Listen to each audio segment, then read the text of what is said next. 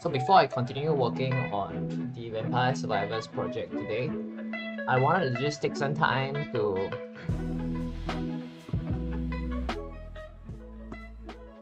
run through Unity Muse because I've seen the updates that Unity has announced for Unity 6. If you haven't already, you can just Google Unity 6 and you should find a bunch of videos summarizing the new features that Unity 6 is going to bring.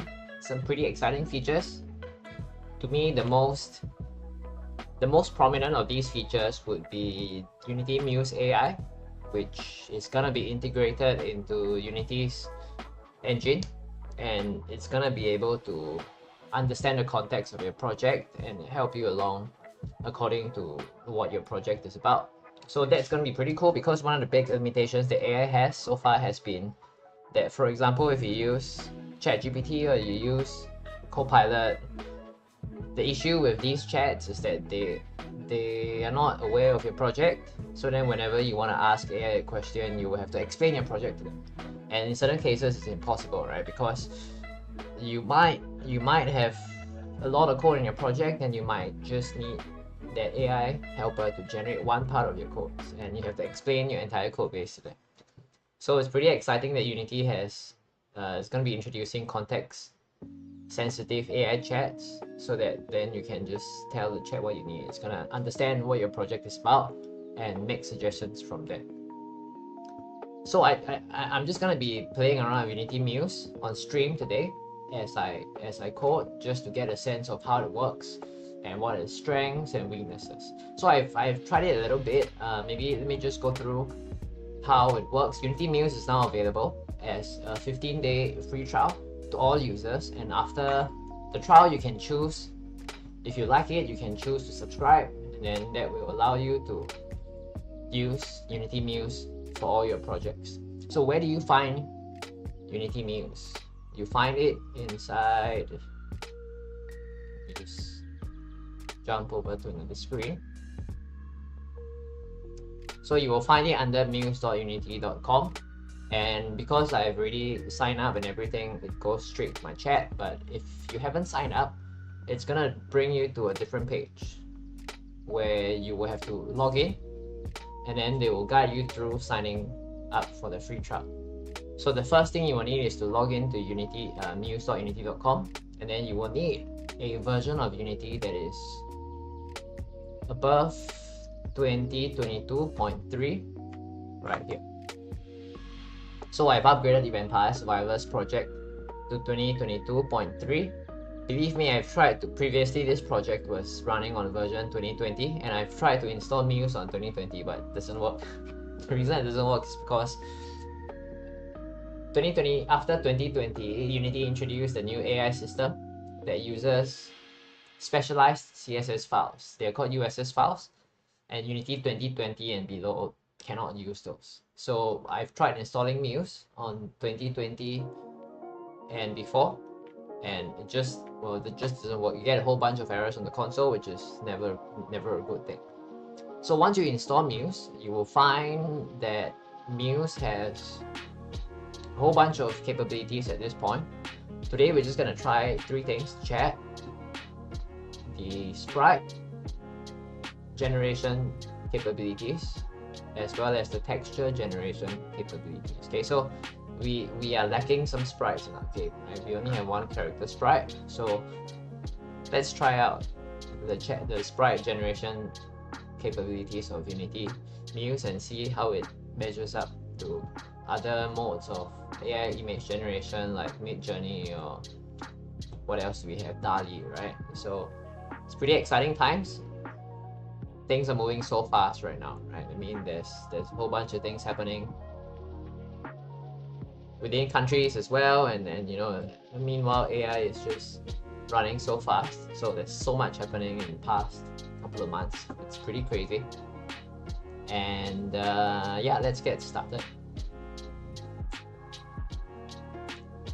So what I'm gonna do is, I've just installed Unity 2022 and I've just upgraded the Vampire Survivors project. So how do you access Muse? If you want to access the chat, then you just have to go to muse.unity.com and then just go to chat.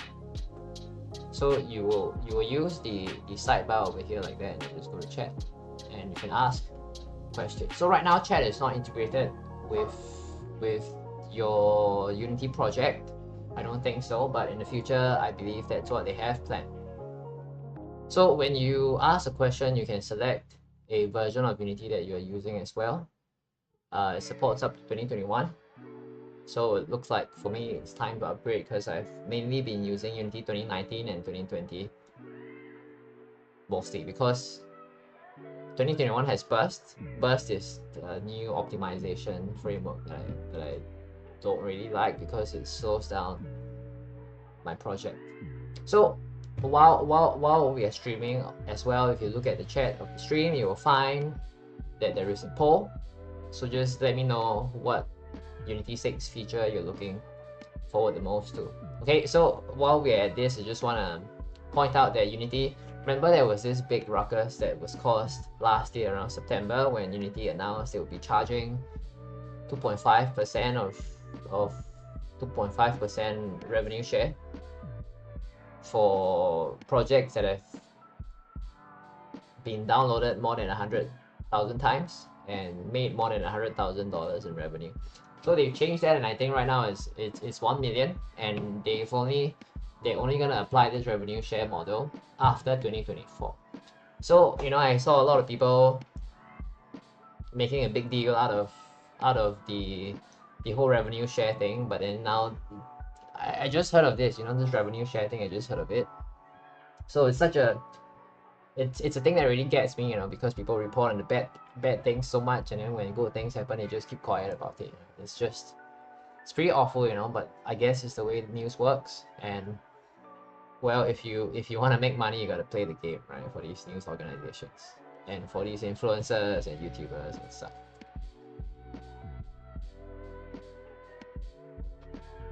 Okay, so after you have gotten your Muse account, to be able to generate sprites using Muse, you will need to go to package manager over here and download the Muse packages. And you will have to open your package manager from here, and then go to plus and add the package by name, and you have to find com.unity.muse.sprites. I think that's the package. Let me check what package is.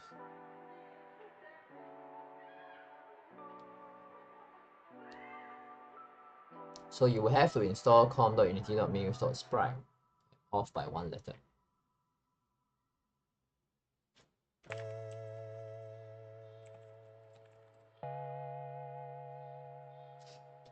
So this adds the Muse sprite generation package. Let's see how it works.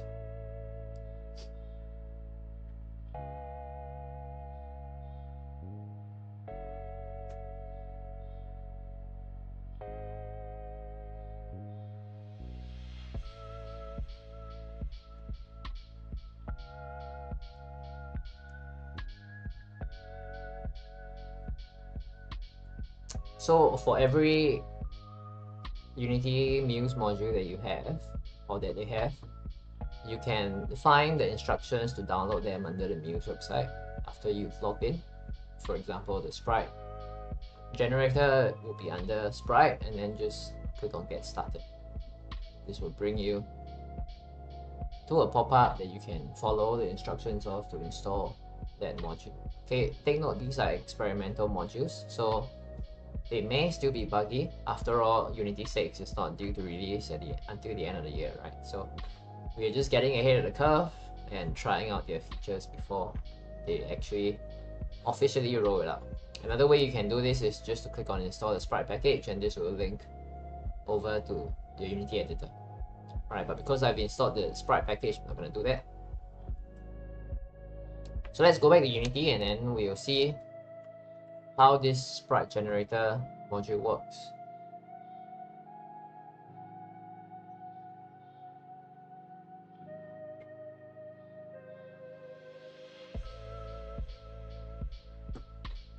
So what do we have here? Let me just turn up the music a little bit.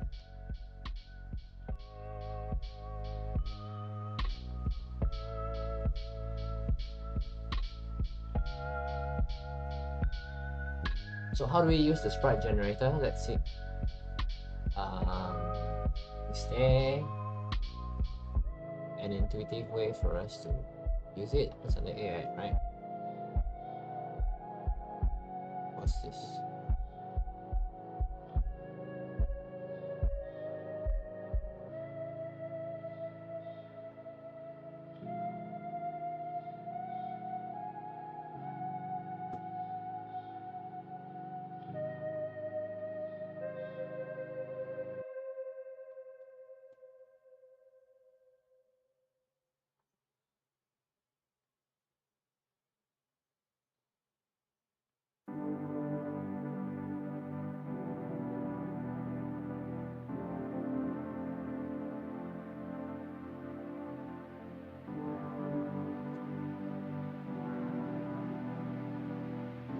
So how do we generate sprites after downloading the package? So we launch the tool, we install the package, and from the menu we select Muse and Muse Sprite. Where is Muse?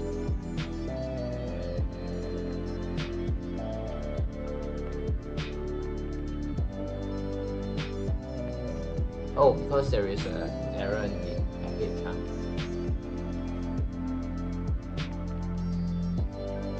Let's try reinstalling it. Then Muse common library, Muse Sprite. Let's update it.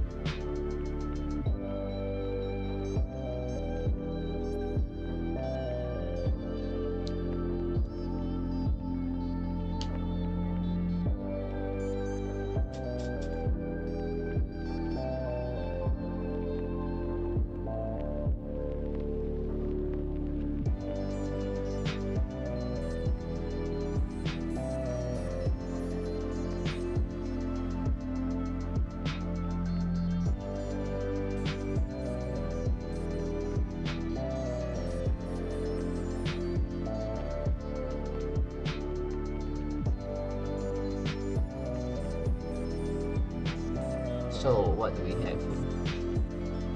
Version 1. So previously there was version 0.4.1. Very old version, it seems.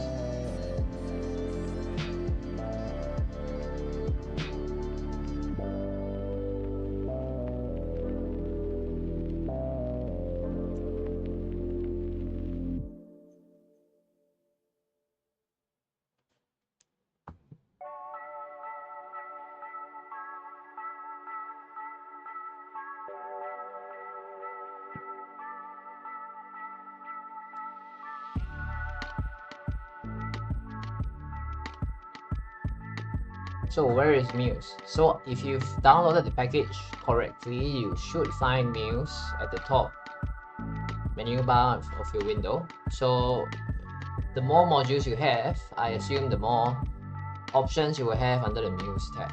So over here we have, let's just go to Muse and then new sprite generator. And we're gonna have to log in. So Muse offers a 15-day trial. So once you get started, you have 15 days and 1,500 points. I don't know how the points are counted, but after you expand your points or after you use Muse for 15 days, you will have to pay for it. Well, it's an AI service, right?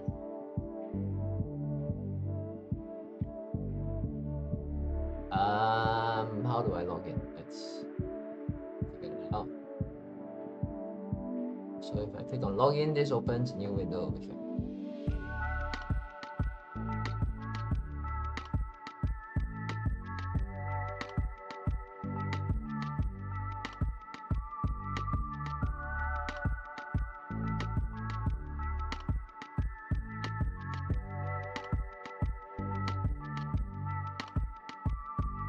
So I'm logged in, right? Okay, so if you can't log in, you're gonna have to click around. So when I clicked login, it went to the browser, and then the browser had a button to log in that brings me back to Unity Hub. And once I was logged in there, I was able to use Muse. And let's see what we have here. Unity Sprite 1, number of images to generate sprites for. let's just play around a bit and see how this works. Maybe look at the guide as well. Enter a prompt, set number of sprites to generate, move the images slider, enter a number in the images field. In the style and parameters panel, select the style from the style list. To remove the background from the generated sprites, enable remove background. Select generate, the sprites appear in the generations panel. My guess right away is that this is probably going to be a little bit less effective than the texture generator because textures are more straightforward.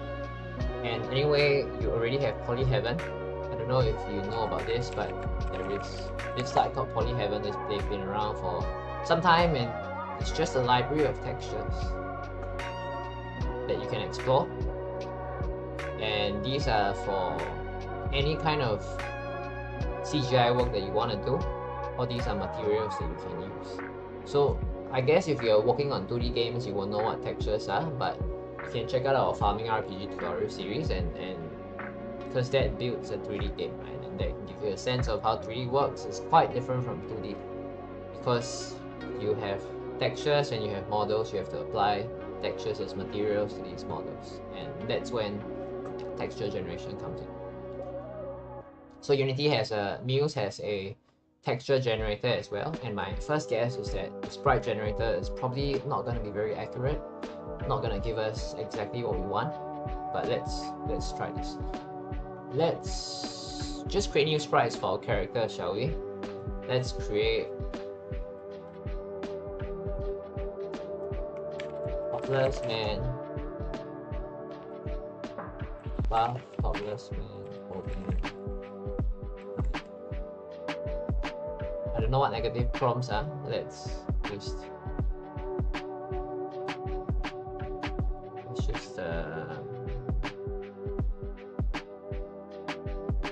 select default. Let's clear the errors. I don't like to see errors, you know, so if the errors, I clear them or I fix them. Remove background, input image. So there are reference images that we can put in. So I don't know if you can guess from this, but who I'm trying to generate is Naru from Vampire Spiders. So let's find a reference for Muse. Just gonna grab his picture.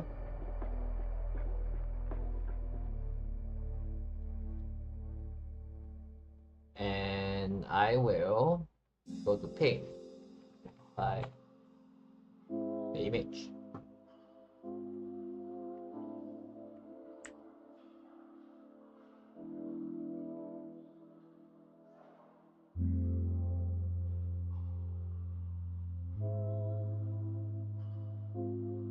Photoshop probably was a better choice, but you know, Paint is faster. Photoshop takes time to load.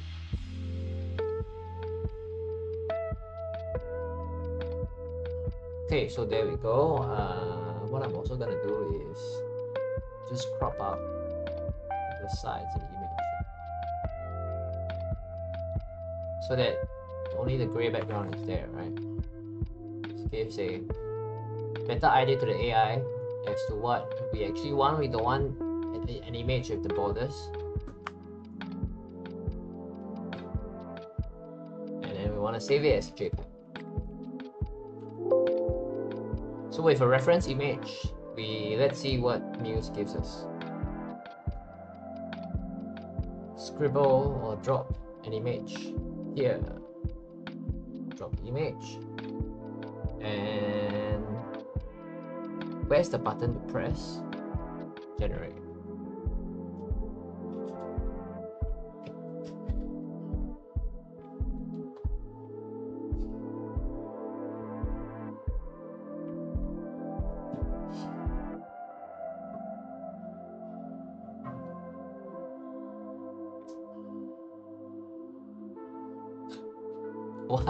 Why is this inappropriate content? Let's go for buff man then.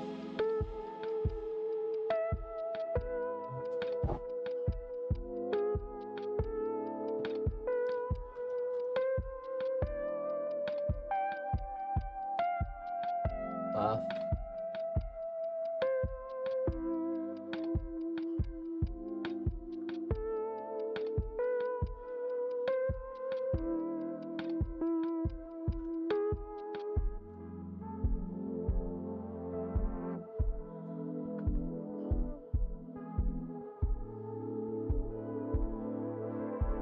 brightness. Let's move it up to 1. Well, the sprites don't really work at the moment.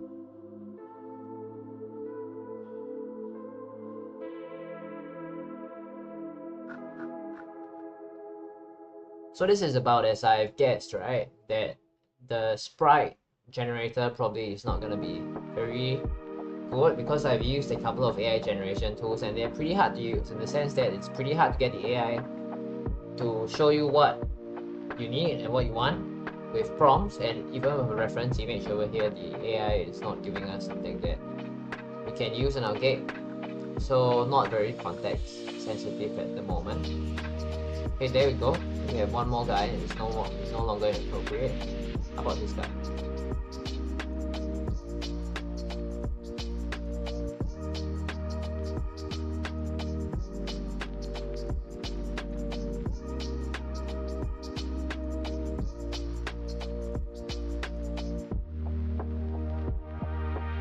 Still inappropriate.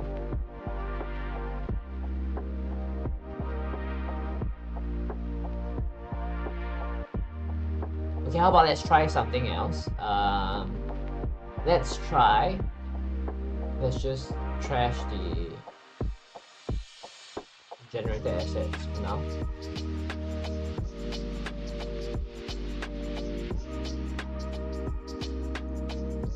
And perhaps let's try creating let's try modifying the prompt actually and see whether this gives us something else.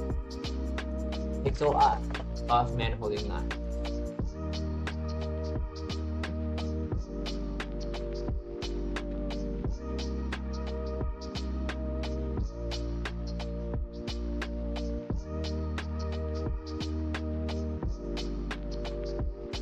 What is this? This guy is not buff. Very pixelated though. He's missing feet. And he seems to be wearing some kind of headdress. And everything that is generated seems to be pixelated and inappropriate as well. What are negative prompts?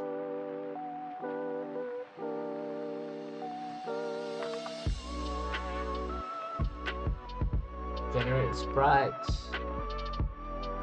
Generate from the scribble, manage from anything sprite. Let's try generating something else, like special effects. How about that? Lightning strike.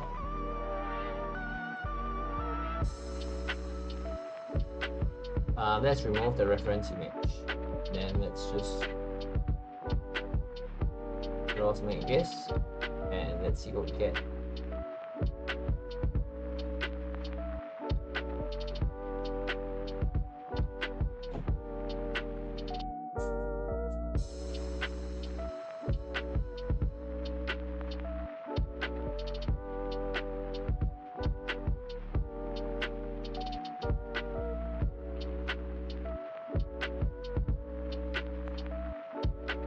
I'm gonna give it some chance. This is not too bad. Why is this guy still here? This vertical lightning strike or pathway. So if you're wondering what I'm trying to generate now, I'm trying to generate a texture for in one of our videos we talked about how to create lightning bolts, right? For our lightning ring. So then I got a free texture from OpenGameArt, but right now I'm trying to generate a unique texture for it just to test out how the Unity sprite generator works, and it's giving me this, which is not very usable at the moment. So let's try regenerating this with the improved prompt and let's see what we get.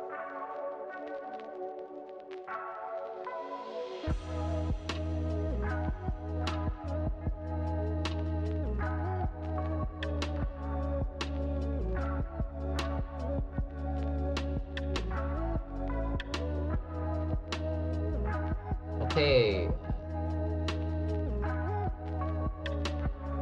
maybe I'm using Muse wrong, but the images that they're giving me are not very usable. The most usable of them probably would be this one. Let's see what happens when we try and save the image. How do we, if we want to save the image, how do we do that? Save selected generations into project. So if we save the image, this gives us an option to drop it into one of our folders here. Just gonna save it as Muse Lightning Strike, and then we'll see how usable this sprite is for particle effects. Just to play around with things, you know. Oh, why do we have... What's this? This is the AI generation model, huh?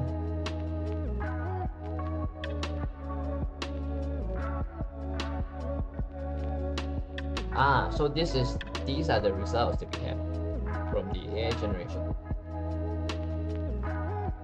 Okay, so let's see how useful this is. The lightning strike. The first thing you'll see is that there's some black at the edges of the image. Not very clear when you open it with some applications with black background. But the black, you have to do something about it, and let me just try and get it away using grayscale, like that. Apply.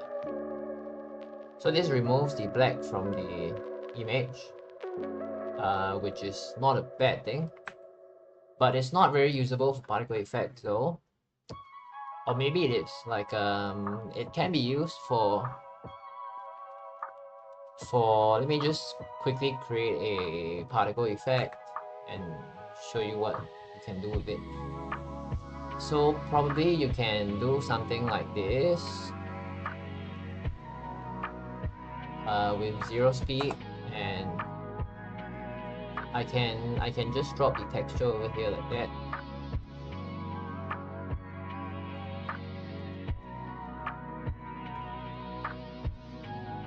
And oh, there's still black here. This is quite a pity. The black is still there.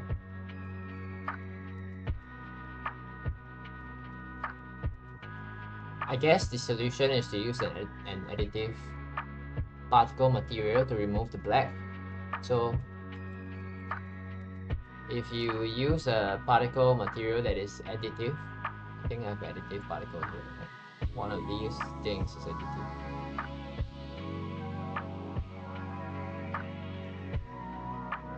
Default diffuse. Don't I have an additive particle? There we go. So if I have an additive particle, this can kind of work, and I will have to randomize the rotation, and of course reduce the lifetime as well.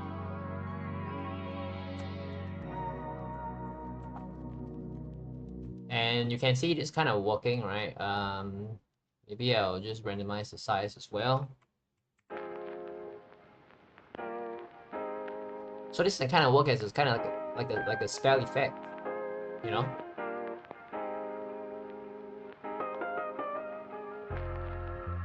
Gravity source. And then we can do a color over lifetime, and we can just fade this away. It's not the best, but it kind of works, right? Okay, you can do things with some generator effects from Muse, but I would say Muse is probably still in its very early stages.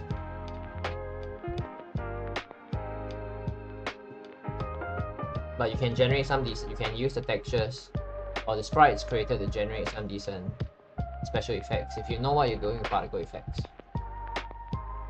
So yeah, let's just play around with Muse and see what else we can get. What if we do a shockwave? What if we try and generate a shockwave texture?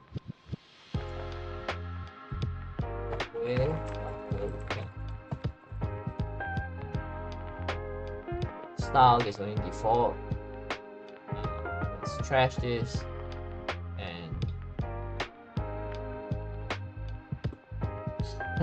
Looks like a shockwave, right?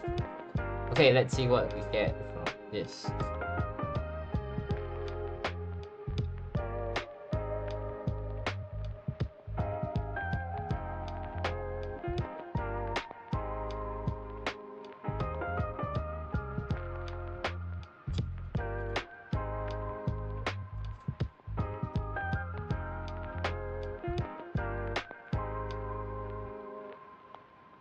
Muse is so self-sabotaging. It's just generating effects that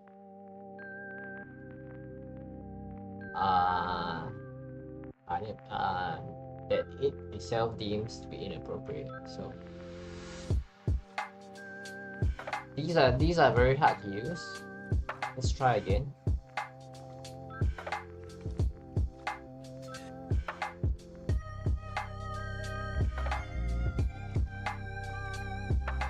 I think as of now, Google will give you better results than Muse. Like if I were to go to Google and if I were to do a search for, say, shockwave particle effect texture,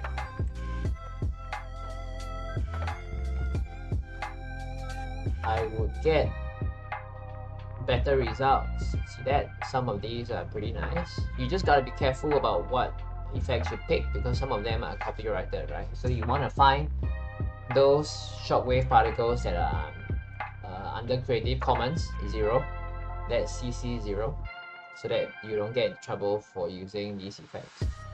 But for now, Google gives you better results than Muse, which gives you oh my god, what is this? Yep, so probably Muse is still not very well trained. Even Bing, right? If I were to go to Bing and say if I were to find shockwave particle effect,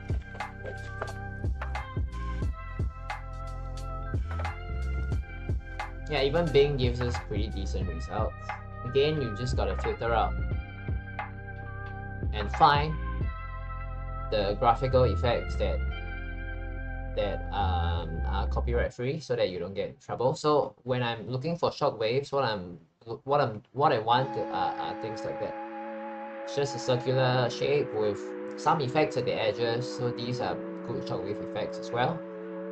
Okay, that you can use to put in your particle effect and make the shockwave expand, make the spell look powerful. So the shockwave effect usually accompanies, for example, this lightning effect, right?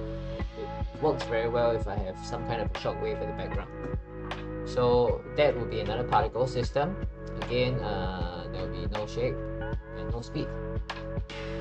And then the size will be something like 3. And then what I'll do is just, I'll do a size over lifetime like that.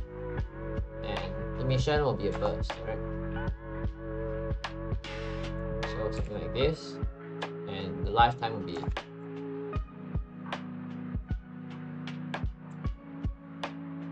so you'll want to have this kind of a shock wave, and this can help to express, you know, explosions and whatnot. So then these shock waves, usually you will want a different texture so that it looks better.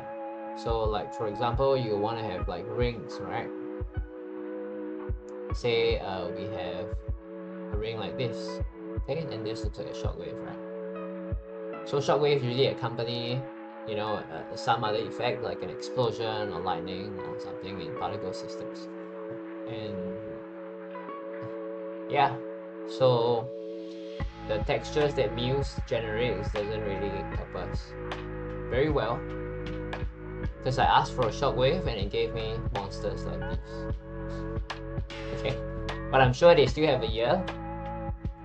I've been using Unity for a while, so you know, I like Unity, so I trust that over the course of the next 9 months before they actually release Muse, they're gonna improve upon it, train the AI better, so that it actually produces the results that we need, instead of giving us monsters like these when we try and generate a shockwave particle effect texture. So my verdict for the sprite generator is, well, it needs more work. It's probably not going to cut it at this point. We can use it very marginally, to generate some particle effect textures. I managed to do one, but then when I tried to do the shockwaves, Google gave me better results than Muse. So you would expect that AI and a specialized tool will be able to do better than Google. So I guess that would be the target that Unity will be trying to aim for. Because I can't use the sprites to create, I can't use the sprite generator with Muse to create new characters now, it just doesn't work. So I expect the texture system will be better. The texture generation module for Muse will be better. Let's try that. Actually, let's try that together.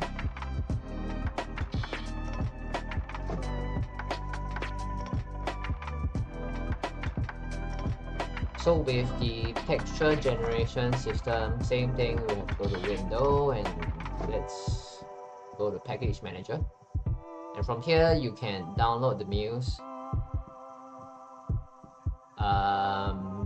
texture generation tool. So that will be com.unity.muse.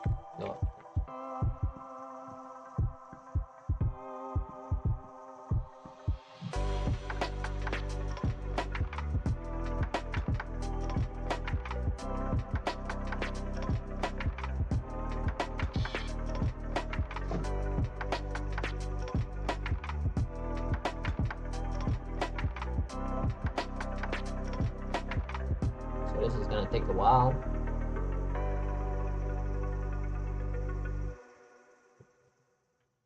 So if there's anything you want me to try with the AI stuff that I'm working on right now, playing around with, just let me know in the chat. So the chat has been retrofitted with a notification with a ding sound so that I know when someone has posted a chat. So this was a response to, me missing a lot of people posting stuff in the chat and then me totally missing it.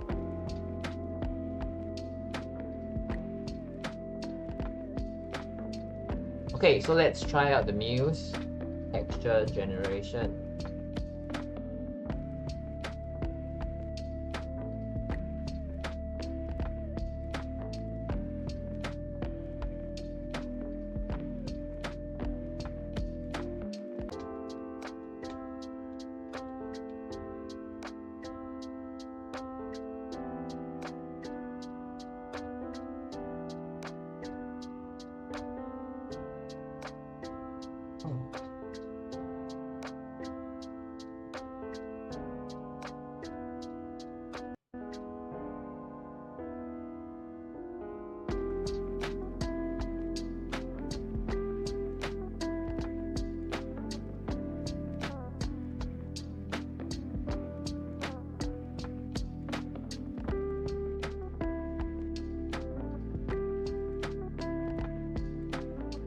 So we have the texture tool now. Let's try generating some textures with Muse. Says it fails to find. So this means we will have to again upgrade the texture tool after downloading this.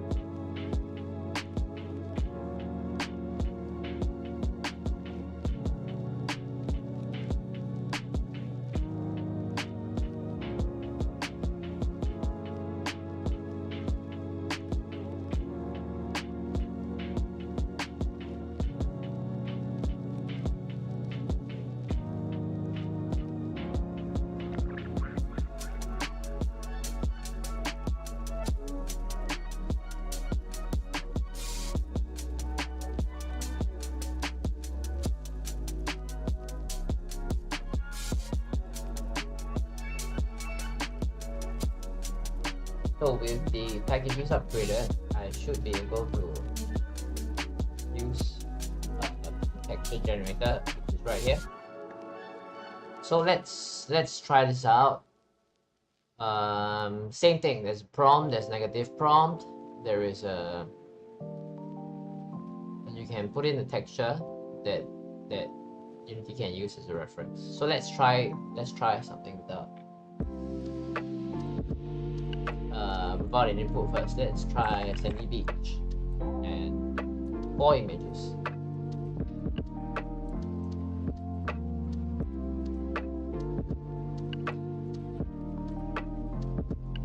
So the textures are actually not too bad. One thing that we want to check for with textures is whether they are tileable or not. And a simple way to check them would be, let's just download this texture. View as PBR material. What does this do? View as. So this turns the thing into a material so that you can have a look at how it looks in game. Shift and drag to look at the material. Okay, maybe some room for improvement, but at the very least, the texture should be tileable. If I export the texture into the project, let's just try this.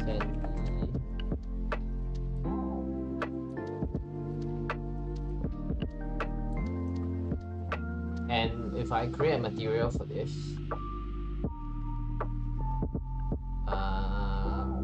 this goes into this should be a default, right? So that I can apply this to material.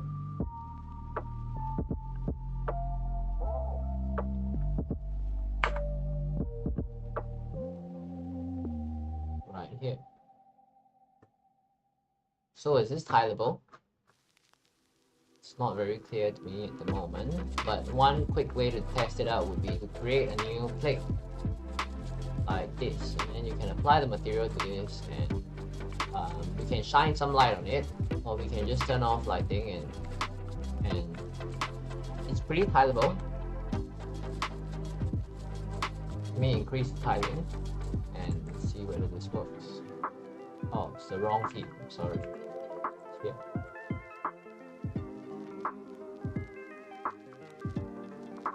So it kind of messes up when I increase the tiling and see. Why does it happen? Material, wrap more repeat. There we go. Yeah, I think the textures are fine. You probably just have to generate on normal to get the textures to be of higher detail, and maybe you have to modify some parts as well. Like there's this dot here in the texture that makes it look very repetitive, you know. Otherwise, I think the texture generator for Muse works much better. Let's try something more exotic for the textures. Let's try maybe futuristic growing platform. Just giving random prompts and seeing what this gives us, you know.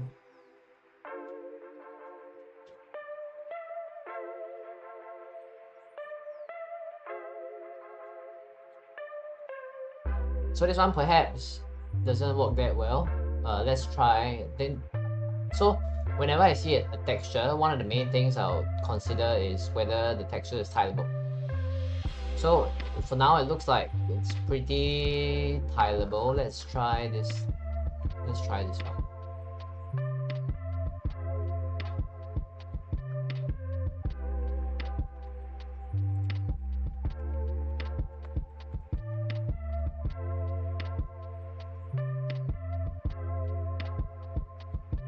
And again, we're gonna just assign our material onto our texture onto the material, and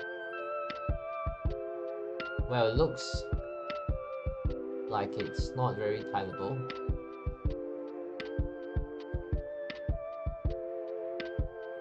Is it tileable? It's not bad, right?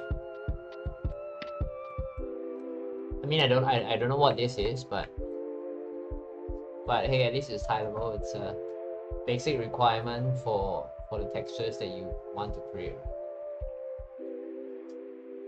and let's give it another more standard prompt. Let's say we go for, any ideas? Grass and dirt.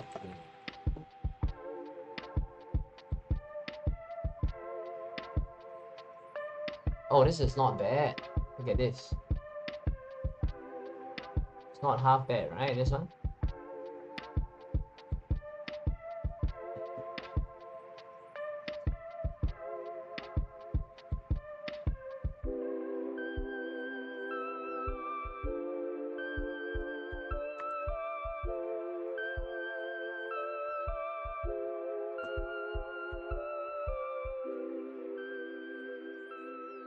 So again, you wanna make this repeat and turn this into a texture. Same thing here, you wanna make this a texture. And then let's test this out. Probably needs a bit of cleaning up for this one, but it's not half bad. It's tileable, see that?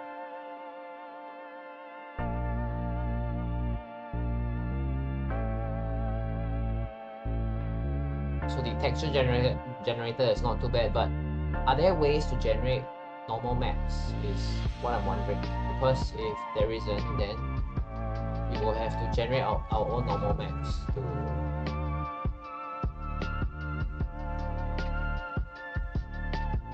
to get our textures to look better. I don't think there is a way to get normal maps right now. Let's try giving a reference image. Let's try feeding it its own image. And add some glass. And then strength to be, say, 80. Let's try, see whether this works.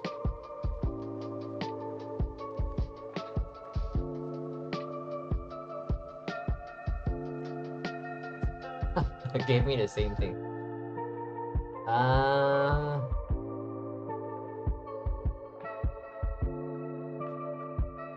I would say the texture generator is pretty usable as compared to the sprite generator, which is just barely usable, barely gives better results than Google and Bing.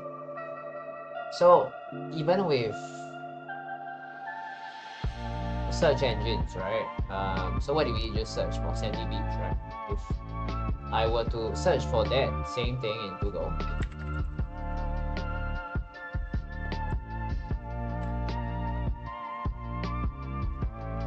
well, I actually get pretty decent results as well. So some would say it's better, but one problem that Google Images have with textures is that the image is not tileable. Meaning, if you were to put in a texture, you will see that it's clearly disjointed. Let me just show you an example, right? If I were to grab this texture, for example, and let me just save the image into the project.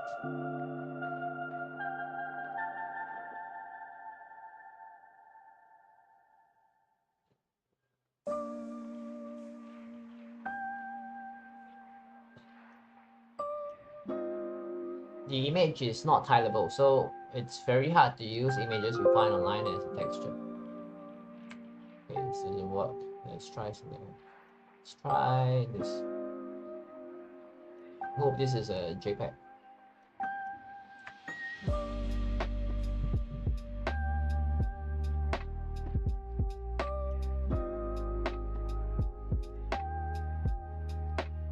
So let's take this image for example, right? Let me just move this into the project 128.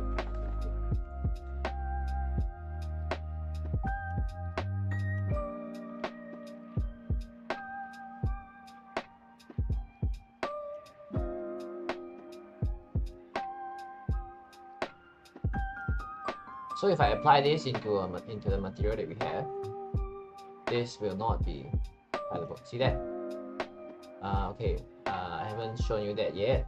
Let's make this repeat. See that it's not tileable? You can see the obvious squares. So I would say in this aspect, the Muse AI generator does a good job with the textures that it generates, because at the very least, even though the AI has trouble understanding prompts, like I asked for sandy beach and I got dirt, but you know, it gives me images that are tileable. You don't see clear squares, which is a big plus.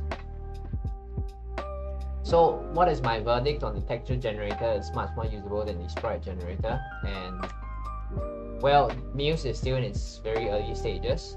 So given how fast AI is advancing, I would say probably in a couple of months, maybe give it 3-4 more months and we come back to Muse, it may just have become much better. The texture generator, of course, maybe will come up with, there's going to be more stuff that's going to come up. Maybe it's going to generate normals for you as well, like if you download textures in Polyhaven.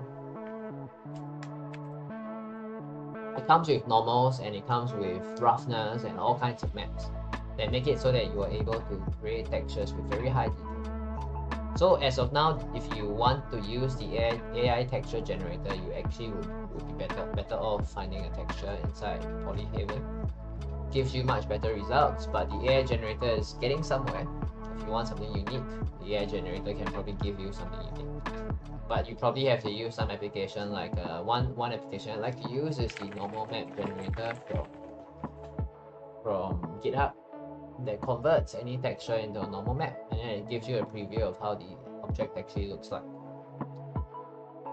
So the texture generator is going somewhere, but you know, the sprite generator has a lot more work that needs to be done to it. Overall, I would say right now, probably I'll just try using the chat. You know, later when I continue coding on this project, I would just use the chat to help me. But personally, I will be using the sprite, probably texture generator, and not the sprite generator for Muse at the moment. Okay, a lot more work that needs to be done. So with that said, I hope you enjoyed looking at me generate these images. I'm gonna go make myself a beverage, and then when I come back, I will continue coding the Vampire Survivor series. So I'll be back in a bit.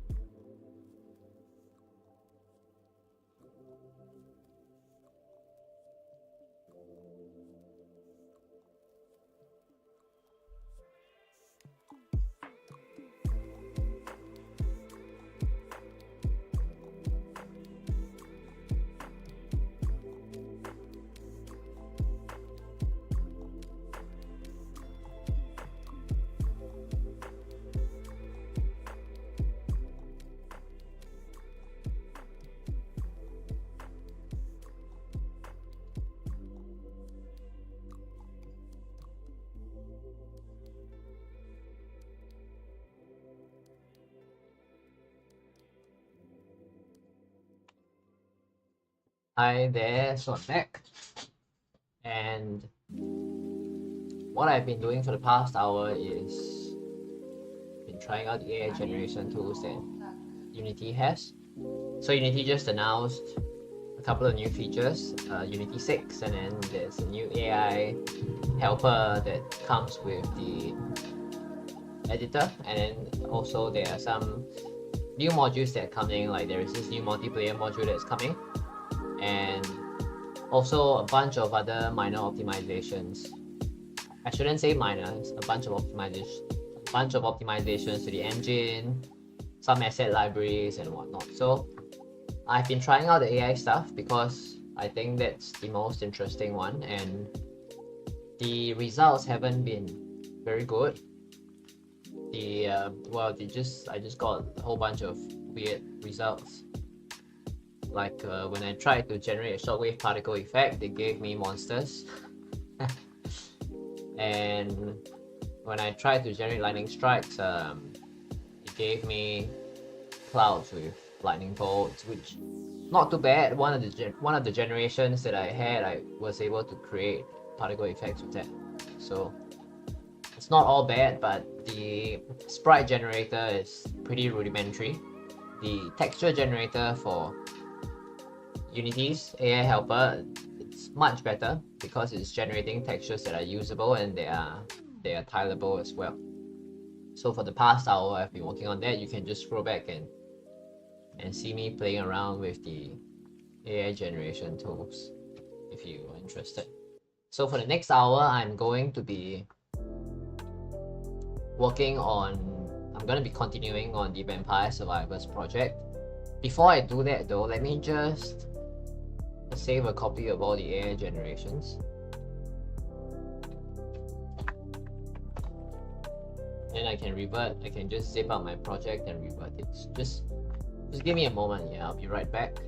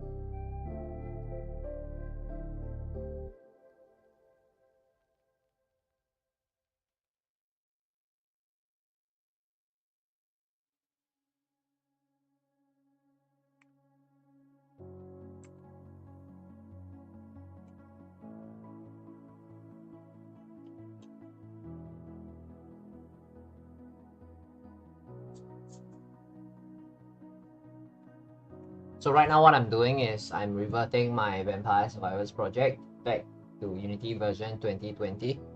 So previously I've upgraded the project to 2022 just so that I could make use of I could make use of the AI features that Unity had. And I'm reverting the project back to an older version because we are sharing the project files on our Patreon, right? So for the project to be maximally compatible with all the Unity versions, I'm going to be using one of the earlier Unity versions, so that you can, if I work on it on 2022, it's going to be hard for you to downgrade the project down to a lower version, but upgrading is no problem. And this is why I'm downgrading my project back to an older version, so that when I share the project files, we don't have to even upgrade the project files as and when we need to. So there is a poll in the chat. Let me know what Unity 6 feature you're looking forward to.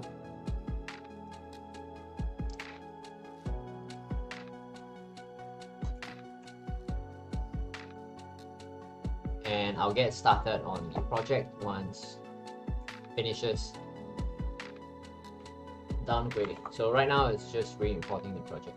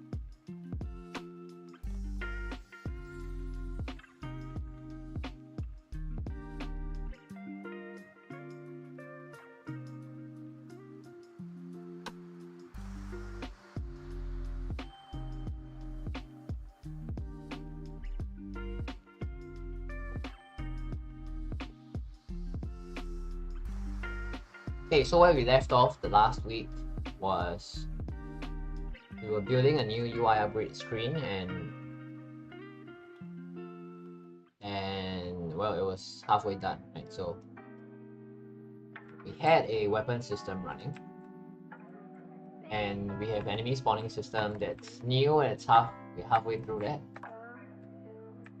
So the upgrade screen, what I wanted was for the upgrade screen to become adaptive, because the previous one, if you certain screen sizes, the upgrade screen would just cut out itself out of your screen. Let me just show you what I mean. If I go to screens here and I go to level up screen, if my upgrade screen was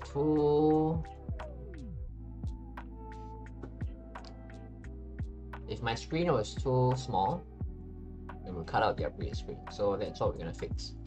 We're gonna make everything adaptive, which hopefully makes the display of the upgrade screen better. And to do that, we're gonna create a scrolling window so that if you want to have more than 4 upgrades, it is possible for you to do so. So we were halfway through coding that, so let's get to it.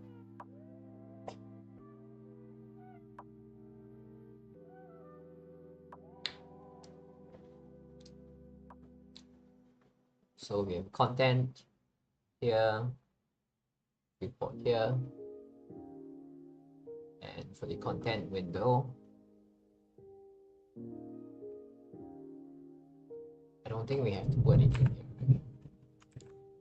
So it's just the viewport. We have to probably drop some color over here.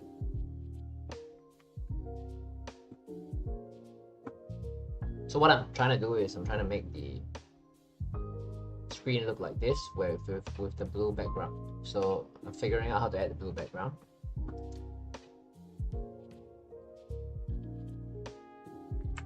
I'm not sure which one is the one that works, because it seems like what works is this one, and the content inside doesn't seem to need background.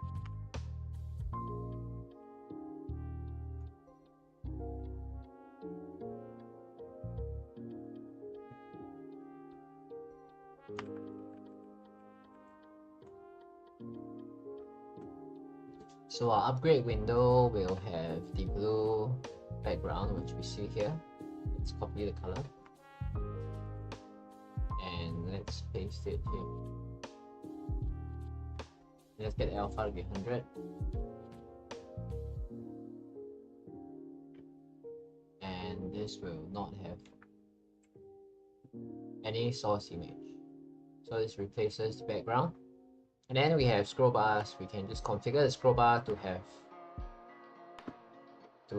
a similar coloring, something like this, and horizontal scroll bar as well. So probably I want to make the color a little darker than usual, just to show that it's a scroll bar. And same thing for the horizontal one. And then for the clickable part of the scroll bar, sliding area, inside here there should be a handle. The handle, we want to again give it a different color. This is so that it's clear to us that this is a scroll bar, right?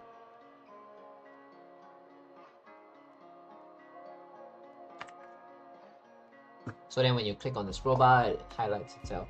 But it only appears when you have enough things inside the scroll bar. So enough things in the window. So if I, let's say, do a level up screen here,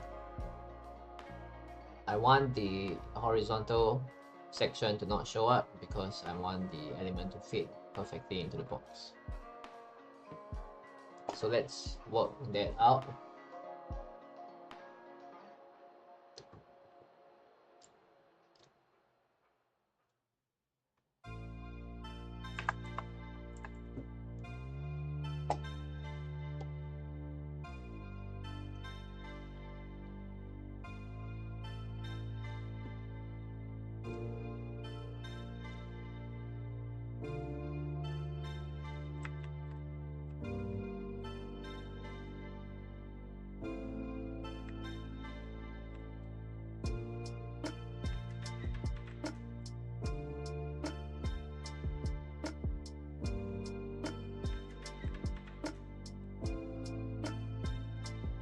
So right now the screen is still showing all these objects. Not what we want.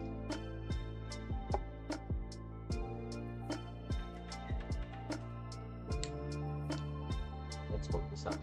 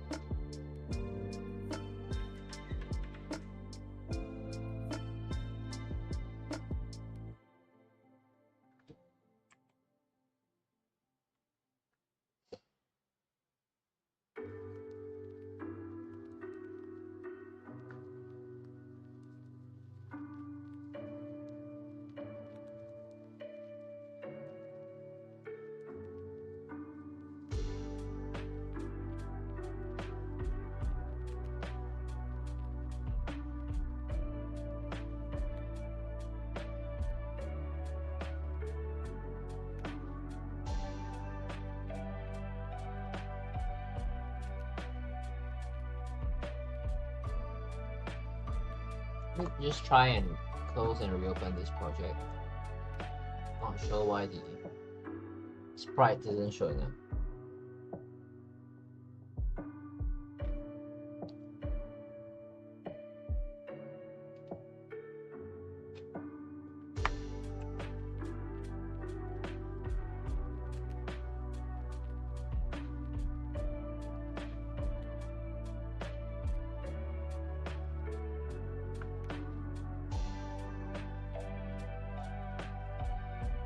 Hi, Robert. Well, actually, regarding Unity's revenue share, they are increasing the limits again. So right now you only pay if you have 1 million users and you have earned $1 million in revenue. So that's a really high target, which means that they are only gonna be targeting like the most famous Unity games, right? Because previously I think you would have gotten the license, like if you had just paid for Unity, one of the Unity Pro licenses, I think. So that was about couple of $1,000. So now with this new revenue share model, only the most successful Unity games have to share their revenue. So I don't think it's that bad, and I think that Unity has been operating at a loss for many years to give us a program that I think it's quite wonderful, you know. So I think it's fair. I think it's quite fair what they're asking. Even when they were requesting us to do a revenue share for like 100,000 downloads and $100,000 in revenue, I thought that was pretty fair as well. Again, you gotta understand that the company's been operating at a loss for many years. So they've been running on investor funds, and somewhere along the way that has to stop, because if it's not running a profit for this many years, it's a problem, right? If it's just running into the red always, and if it continues to run in the red, it's gonna be hard to justify itself sticking around. And I think Unity is a great application, and it'd be a shame if the company goes under. So I'm actually not that against the revenue sharing. Perhaps you can say, you know, it's because I'm not making money off selling games on Unity, right? So I'm not affected by what they're doing. I think I might feel differently if my game was affected and suddenly I had to pay 2.5% of everything I earned to Unity. I might feel differently. So perhaps it's just bias that I have.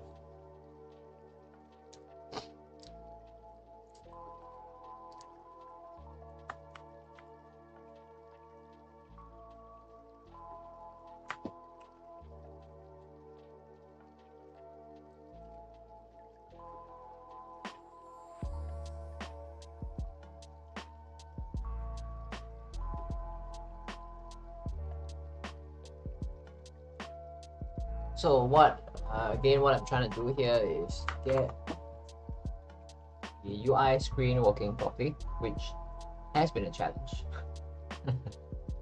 Has been a pretty big challenge. So I was gonna upgrade the level up window with a new UI upgrade window that adapts more properly to the screen. And as part of that, I've been trying to get the elements to show up properly, which, well, they're not showing up properly now. They're just misaligned, and it's pretty annoying to see. See that? Now it's misaligned. So if I do upper left, this goes away. Here. Upper right. Upper right. Does it work?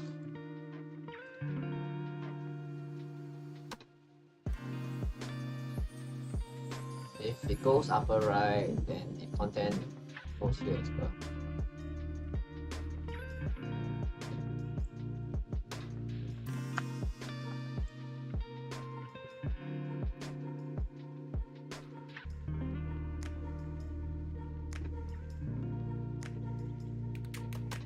Perhaps the answer is upper center and include center.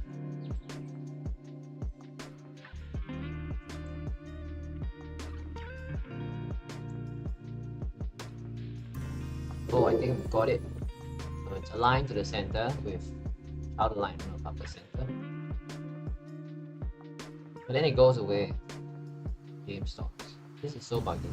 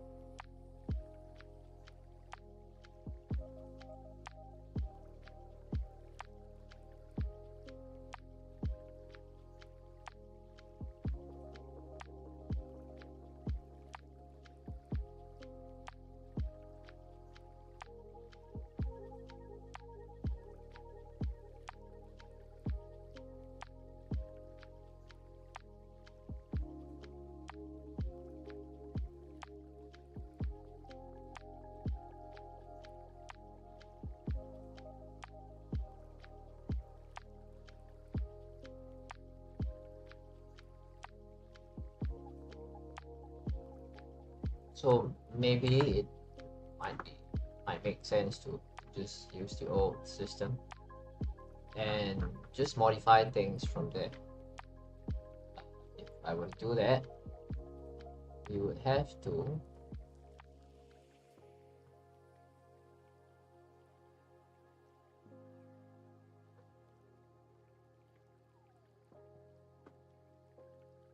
let's change this to this is fine. Let's add this background, the options folder, and then add a layout element or layout. This will get the background to stretch the entire element.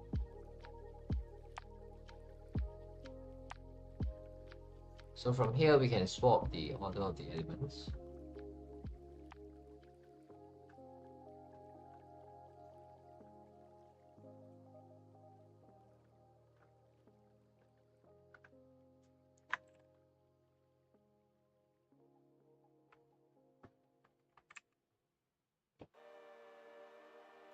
Turn it white and just get the option holder to become the background. And this will give us the same window. So perhaps we can create a script to automate the upgrade. So on the upgrade options folder, we can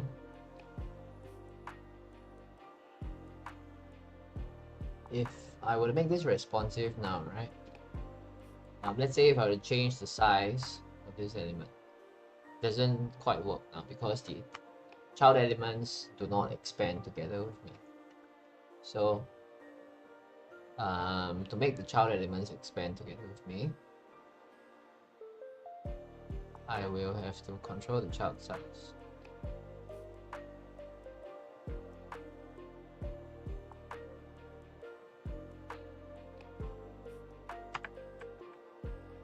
So before that, I'll have to make the children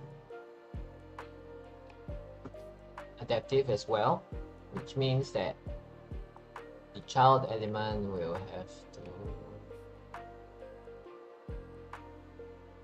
so whatever the upgrade option is, right? If I go inside, there's an icon background, which is gonna have to be responsive, right?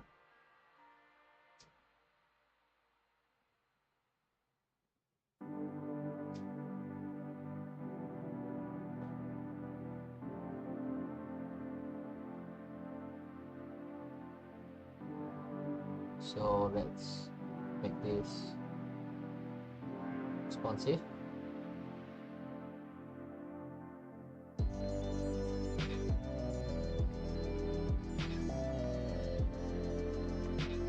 Then there should be an option to make the image conform to a certain aspect ratio. Oh no, we don't need it. So it's fine. So inside here,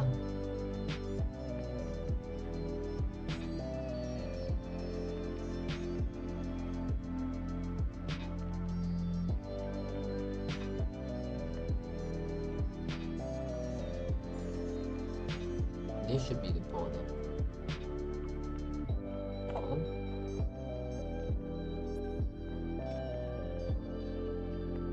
Then this should be the UI. Right. And then I can make sure this conforms to a certain aspect ratio.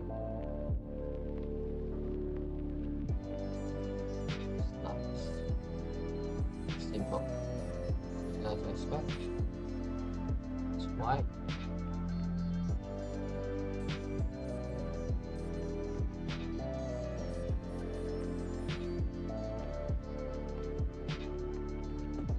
And inside here, this border should become the background. And then this will just be stretched. So it already is. And then black.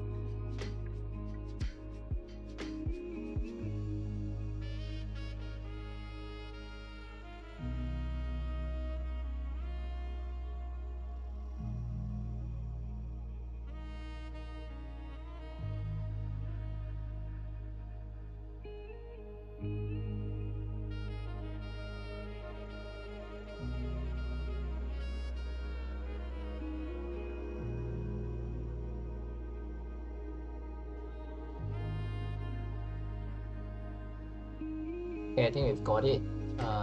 So this is stretched, and then we just have to move it up like this. And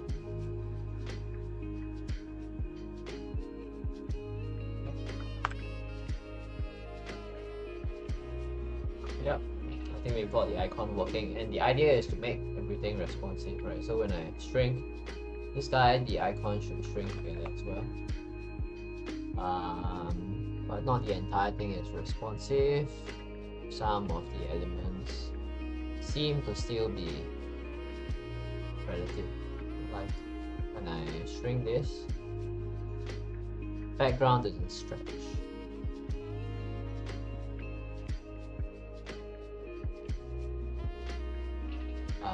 Border here should also preserve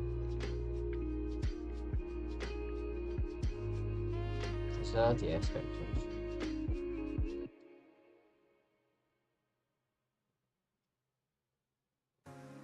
Okay, so now we have icon that stretches properly. The image doesn't stretch. We're gonna have to make this preserve the aspect ratio as well, so that the whole thing, when I shrink it, icon just modifies itself respectively. So even if I string this upwards, the icon should adapt accordingly.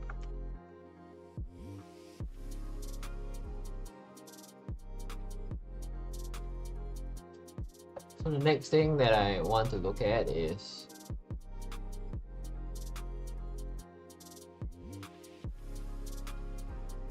the name.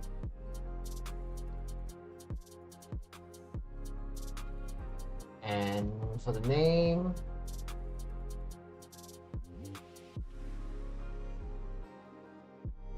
looks pretty fine. We just have to split the anchor so that it covers the entire area that we want the name to. So we just gotta split the name element, the anchor of the name element, and then set the top, left, right, and bottom to 0 so that it just fits exactly inside the anchor. And from here we can do an auto size. Again, the auto size is to allow us to resize the text based on the size of the box that the text is in. So when I string the box, the text should also string.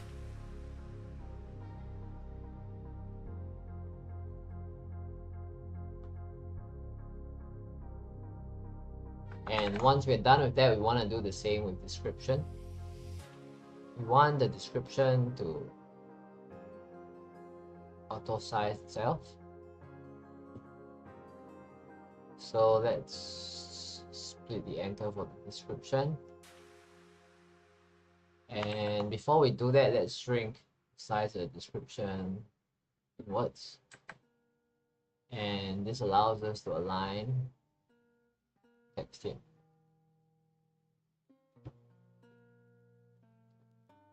So again, you split the anchor.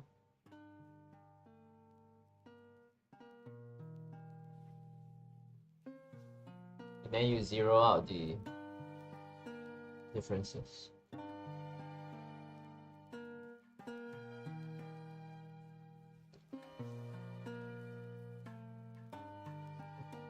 So we do an auto size as well. Again, this will allow us to shrink parent.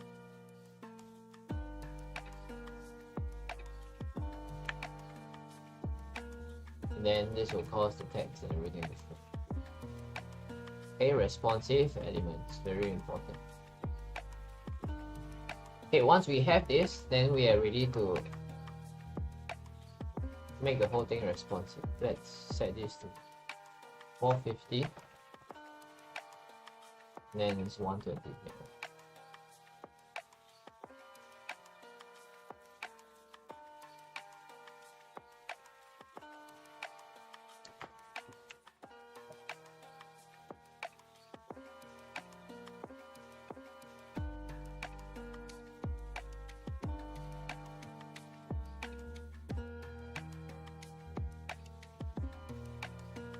So with upgrade option 1 here, let's call this name,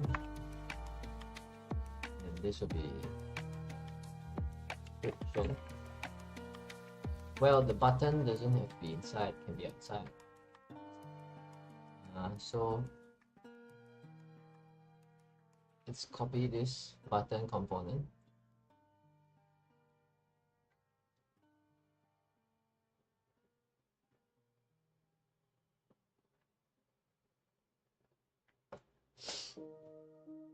And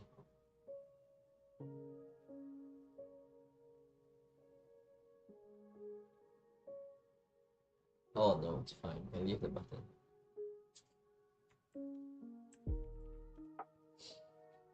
So as long as it's clickable,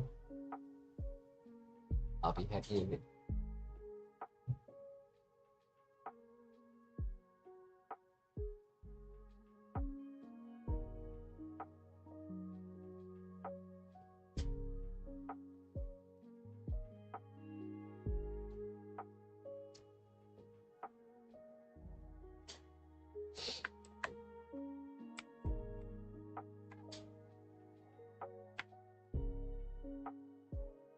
right now it's not compatible.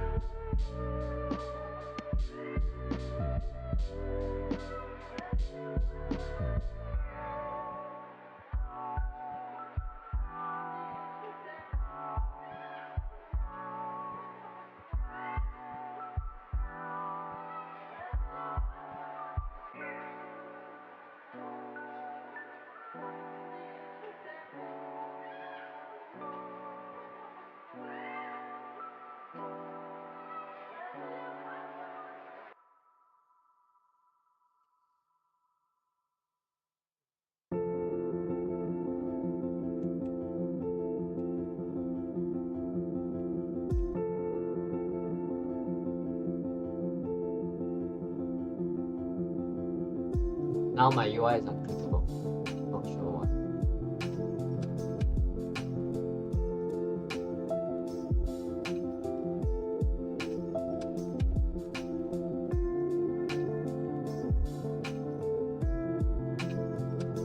I'll be back in a bit.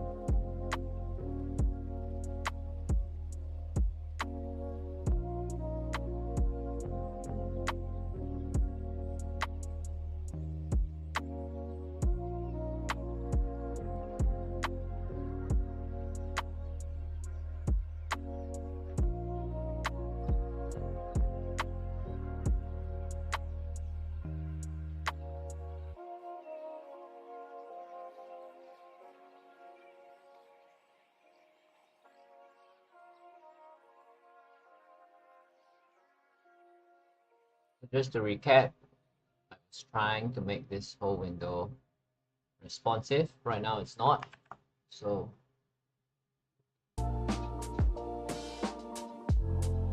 if we're able to make the whole thing responsive, then we can adjust the size of the window any way we want.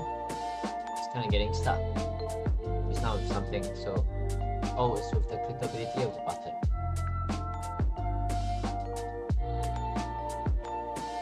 So if the button's not clickable anymore,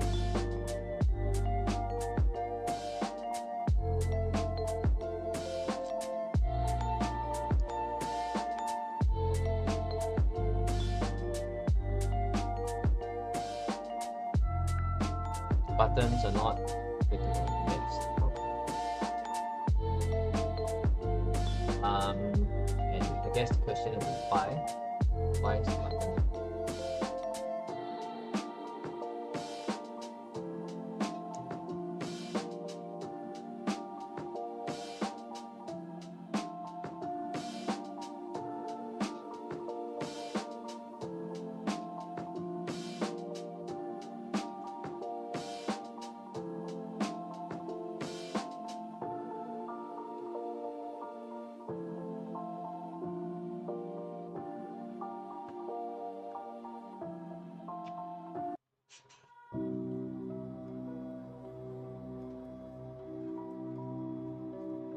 So the button is clickable here, but the button inside here is clickable.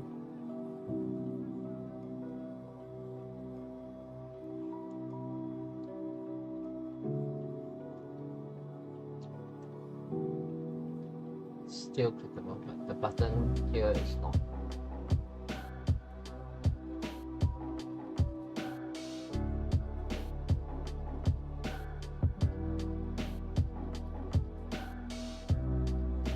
So are the rest of the buttons not clickable as well.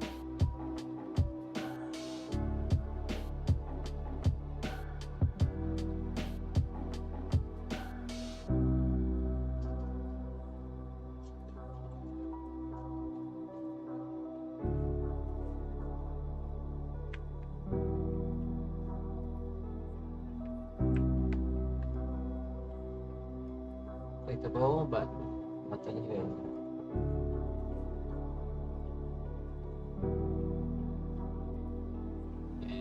Doesn't seem like any side. Right side. See, let's take a shift.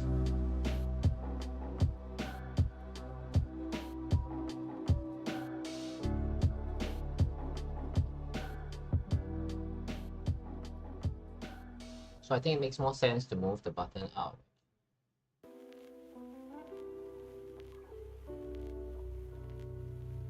Button provides the border.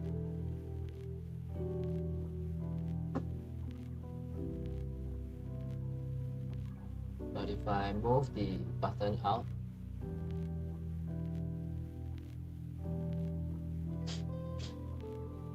does that work?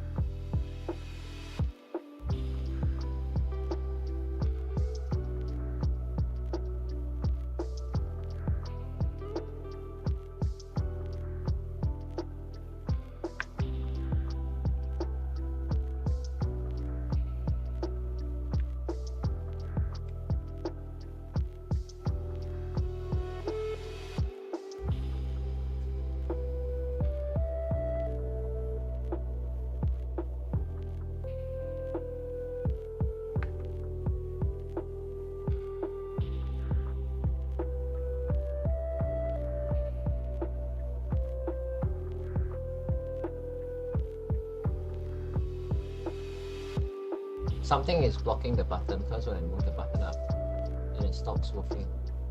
So it's not a matter of anything changing, just a matter of what is blocking the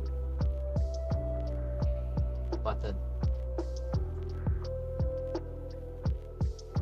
So if I can get this button clickable, then everything else here should go as well.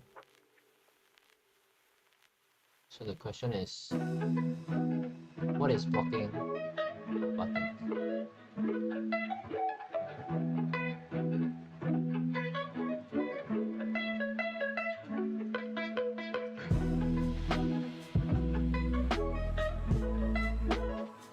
Is it the background?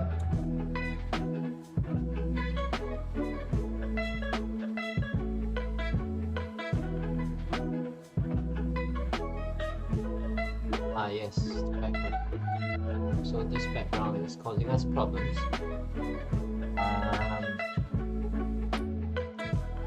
What if I disable raycast type? Solve the issue.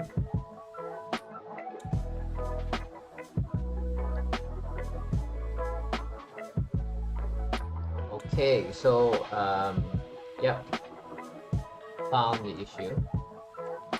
So we've got to move the background. Once we move the background in, we've got to disable raycast target.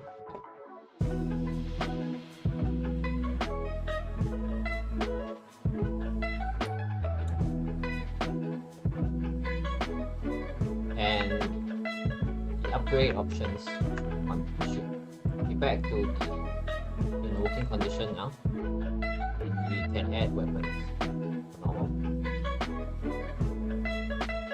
So now the problem we have is, so we have this option here.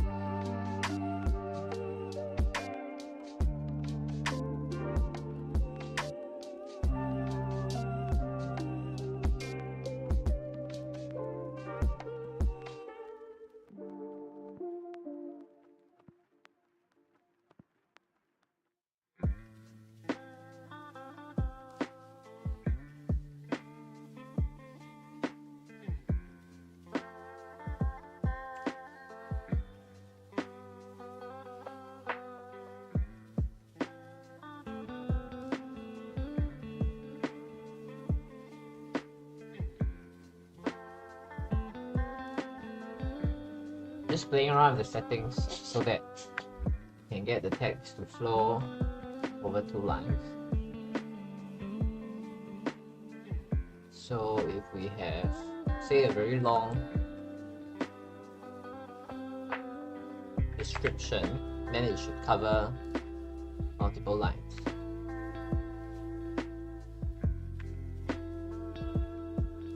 Okay, let's try this out. So extra long list. So if I were to play around with the size of the UI element, let's see what happens. Yeah. So right now this doesn't respond because I have to set control child size and do this, and then from there I can adjust the size like this.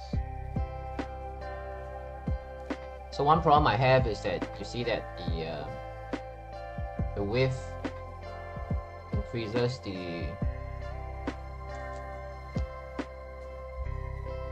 I guess one sensible thing we can do is to reorganize the layout a little bit so that we get the icon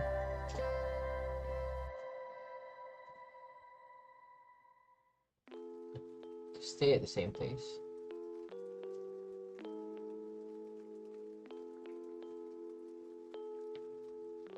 But we will have the name and description like this. So the description, I'm gonna move it so that it takes up 2 lines, but I will also just shift it around like this. And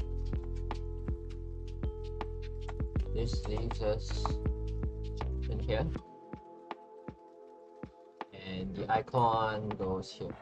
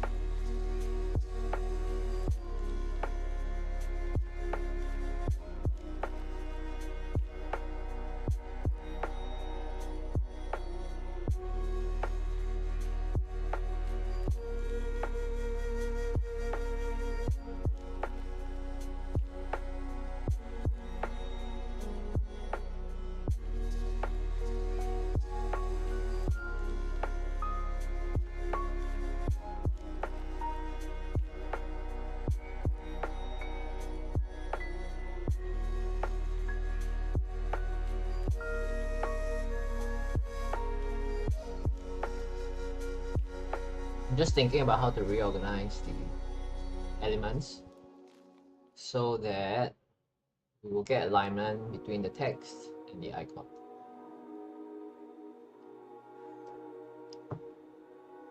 So I think let me just make a couple of changes here,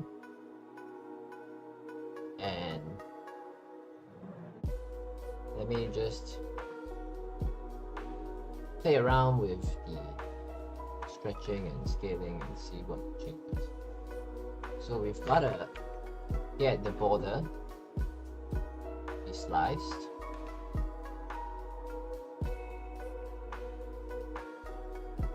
And the background as well.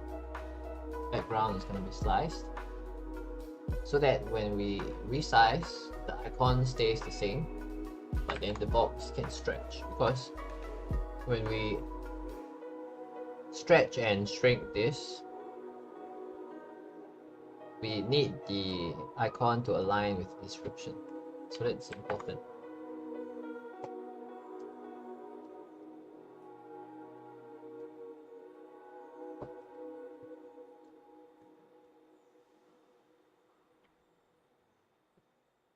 So once we've got the whole element to become responsive, let me just do a little bit more testing.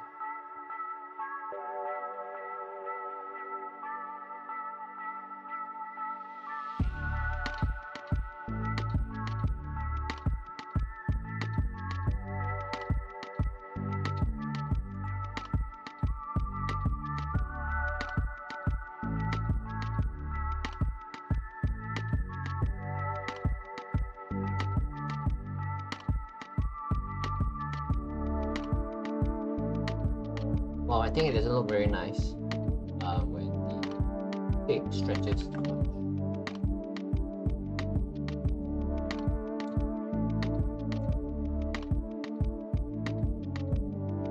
But I guess it's something we have to work with for the moment.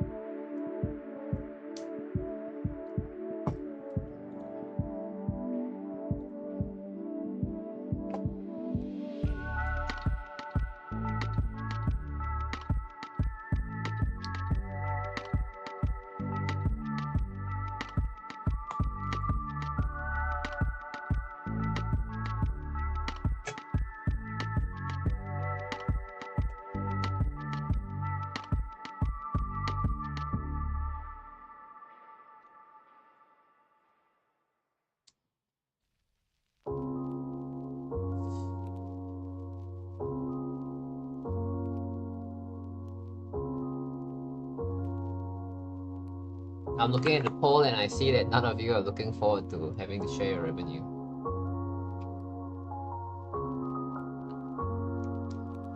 That was pretty humorous to me.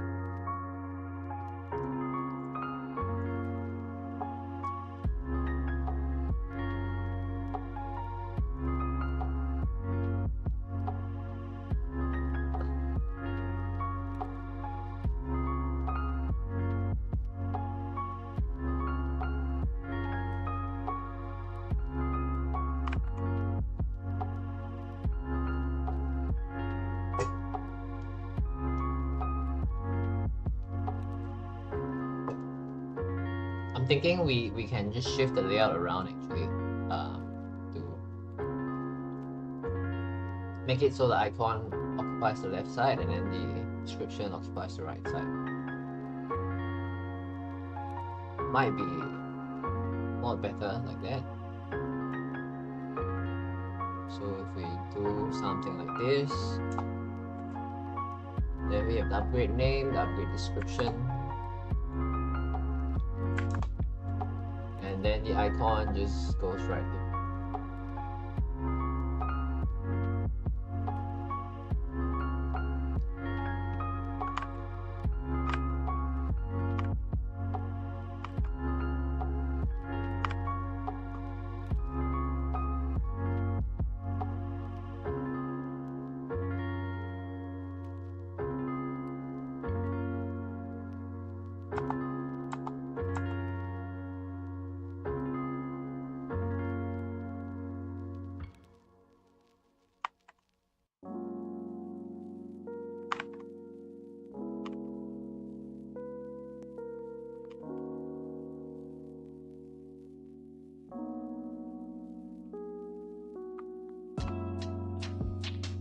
That looks better than it. And then we have no problem as well. We make this square. Make this square as well.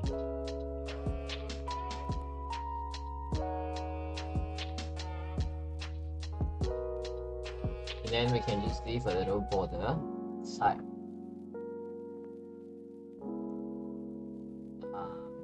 So, like this. This leaves us so much more space to then, so that we can make the upgrade name fill up the entire height here. And of course, it looks better, right?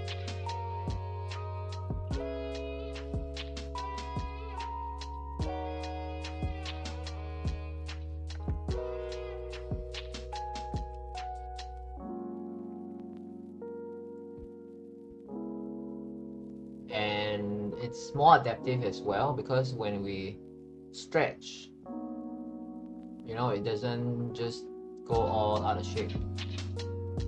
When we stretch the element, we can of course put the icon a little bit more in the center, so something like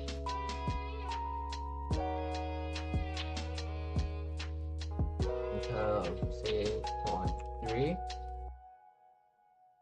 6, 2.8. How does that look?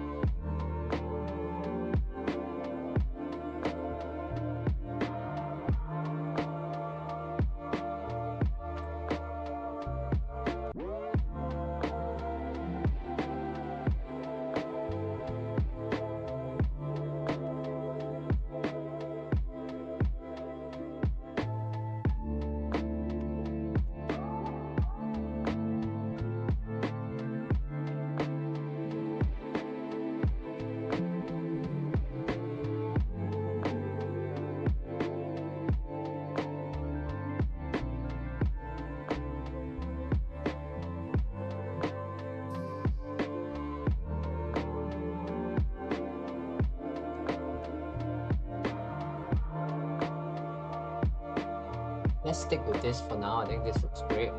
Then we just center align the description, and I think everything is ready to go.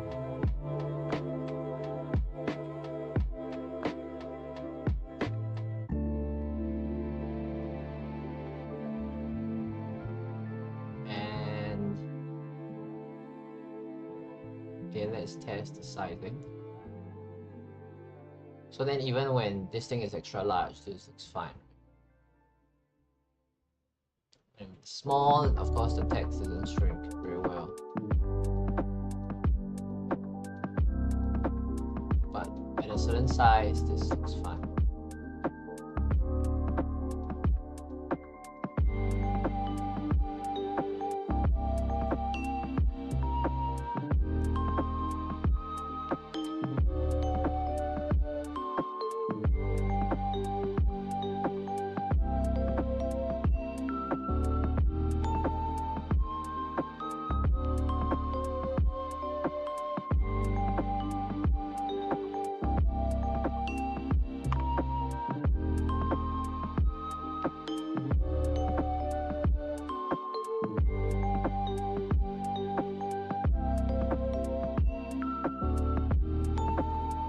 So once we're done with that, we've created a new script in the previous week, where it's a new UI script for the UI upgrade window. So we can just attach the script over here, and then we can use the first upgrade option here as the template.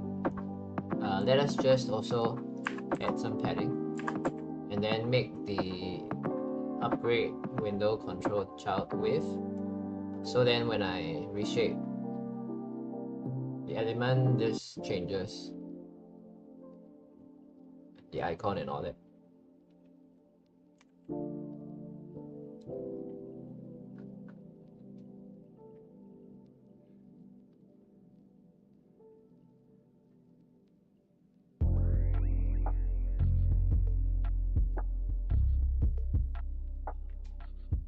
Let's move the description out a little bit more. And perhaps we can afford to increase the icon size.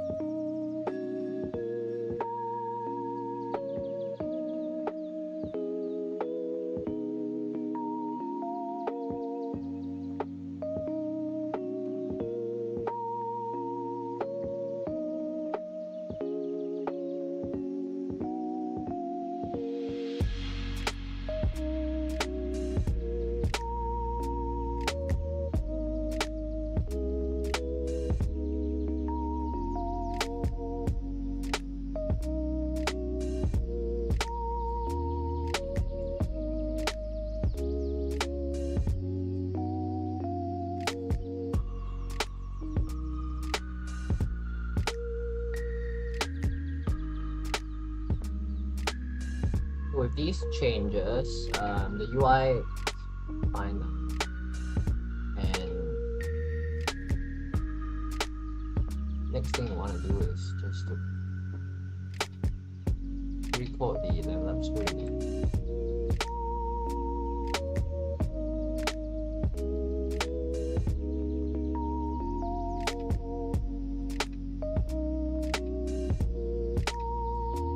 So control child size is here, and we have the upgrade option. So I'm going to remove the other options available and just use this as the template. So this will be the upgrade.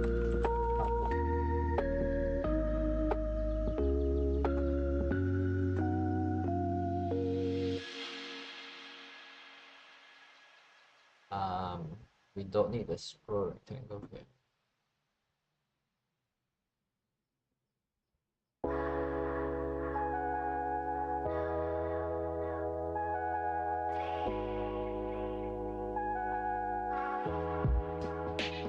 So this allows us to then split the anchor on the upgrade options folder as well.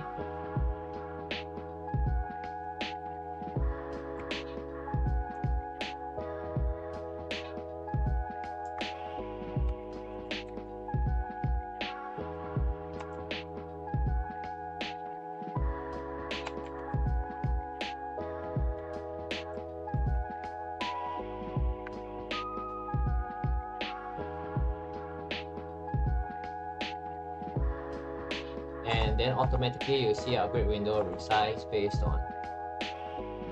on the size of our screen, which again is gonna be great.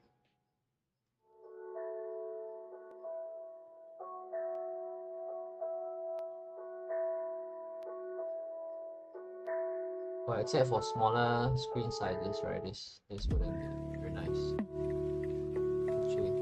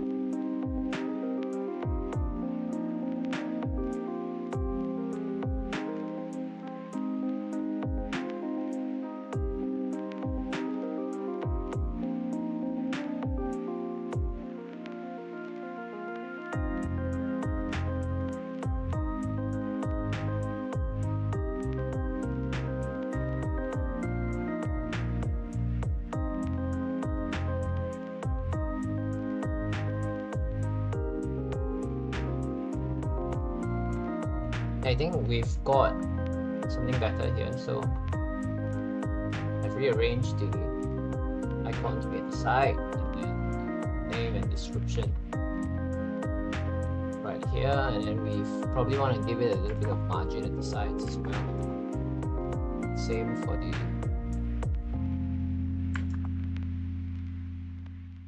for the title.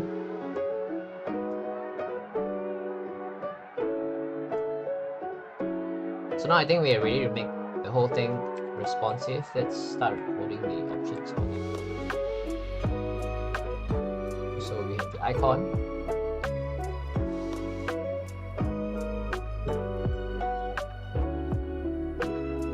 and the title and description.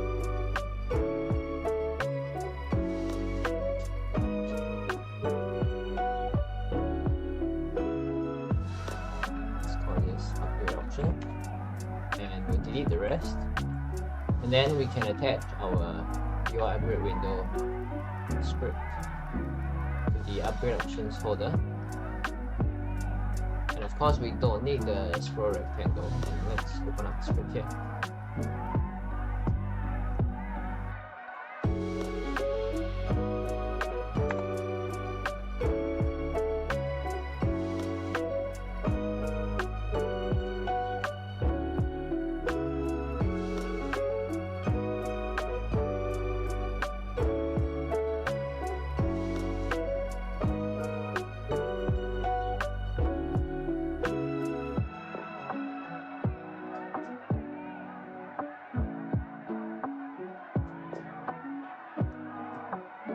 So under the upgrade options folder, we can, okay, let's make it responsive again.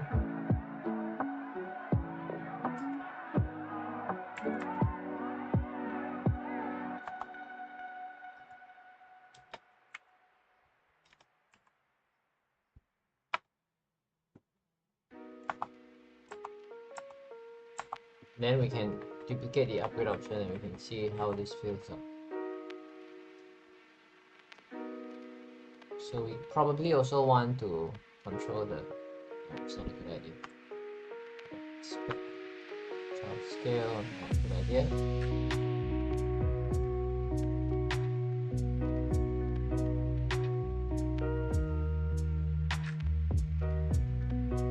You can definitely do this, and then this just fills up all your upgrades, but probably don't want that.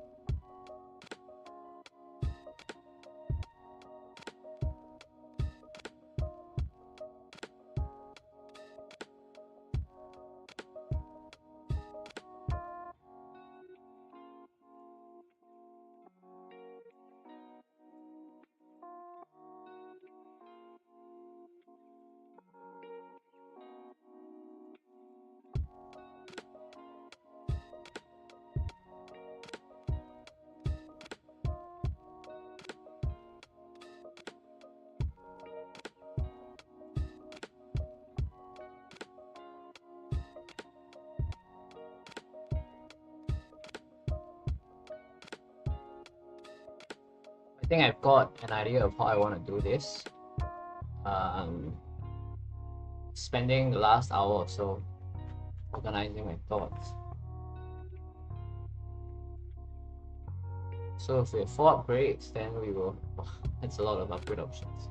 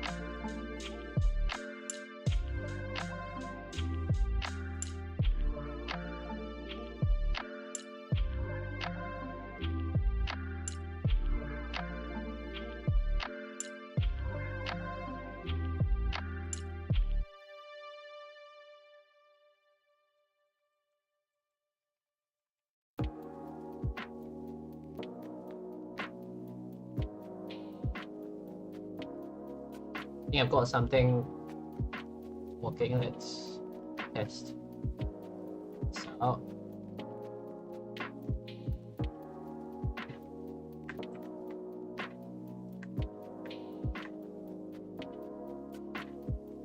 Okay, not really.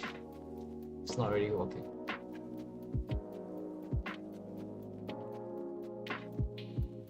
Oh, why is that?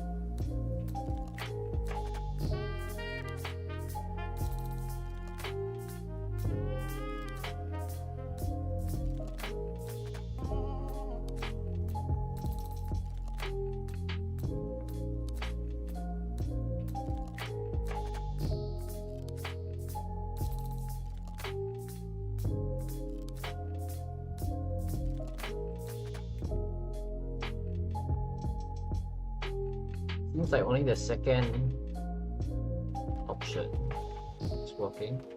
First one is not. And the third and fourth one are not working with it.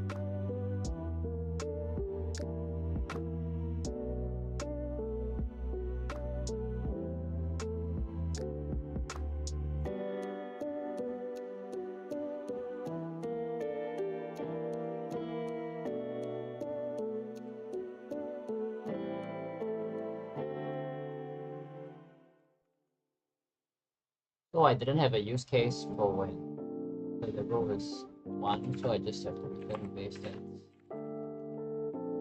The row is 1. It's 1 or below. And the base stats. So that we can get it structured. And I think that was the hitch. And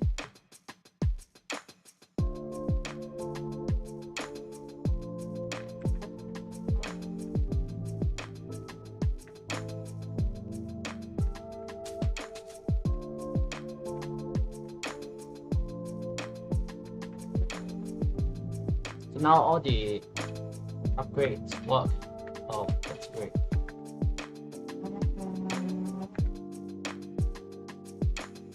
So then now the challenge is figure out how to convert it to an article, because quite a lot of changes I made.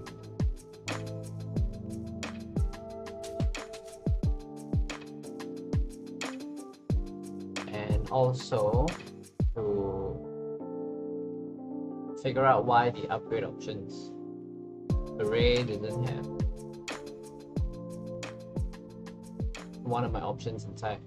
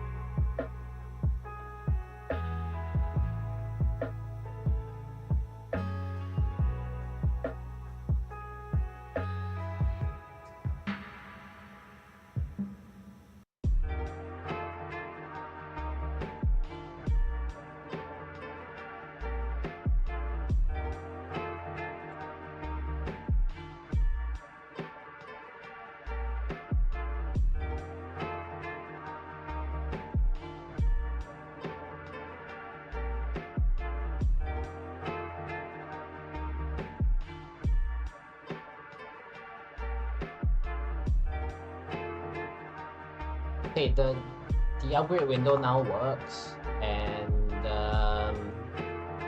it looks like when I redesign the upgrade window, it kind of links to the level up system in the game manager as well. So I spent a lot of time thinking today, and it was whether I should record the upgrade window, because this ties into a lot of other things, and I'm hesitant to jump into another revamp because I want to get the enemy spawning system up. So